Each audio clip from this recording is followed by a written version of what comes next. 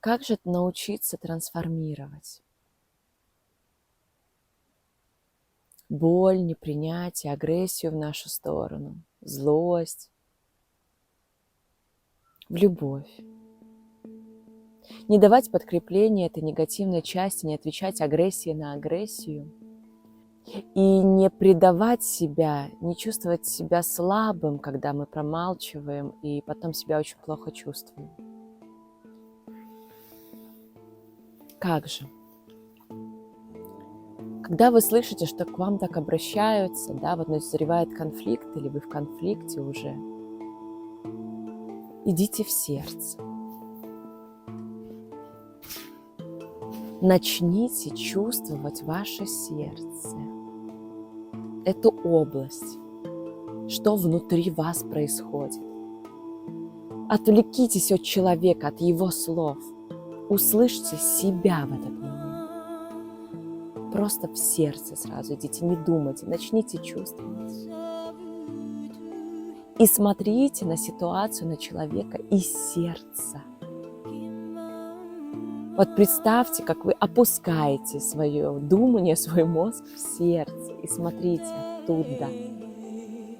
Кто-то называет это наблюдателем, роль наблюдателя.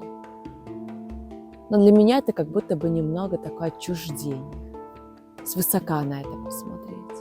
А когда мы идем в сердце, тогда мы видим, а что у человека так болит, что он так себя ведет ужасно. Откуда это все? Как будто бы мы видим вот саму эту злость, то есть не человека, а вот это, что им овладело, эту какую-то сущность, эту болезнь, которая его самого же сжирает. И как ему тяжело и плохо в этот момент. А вы в сердце. А у вас сердце хорошо. А у вас сердце хорошо. Потому что конфликт не начинает тот, у кого в сердце внутри хорошо. Агрессия и злость идет от тех людей, у которых внутри плохо, болезнь, нет любви, пустота. Поражено все, изъязвлено, где-то болит, кровоточит, гниет. Для меня это и есть сострадание. Это и есть сострадание. Смотреть из сердца. Не ставить себя выше этого человека, нет. Мы все можем быть в этих ситуациях. И болеть, и чувствовать так же. Но чем больше мы идем в сердце, тем больше исцеления происходит. А как раскрывать сердце, как наполнять его любовью, я рассказала и провела медитацию.